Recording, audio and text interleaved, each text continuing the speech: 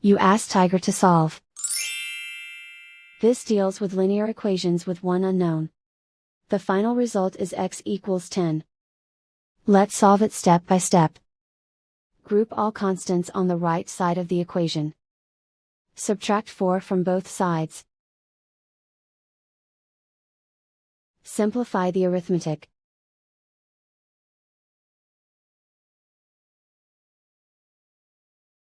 Isolate the x. Multiply both sides by 5. Group like terms. Multiply the coefficients. Simplify the fraction. Simplify the arithmetic. And so the final result is x equals 10.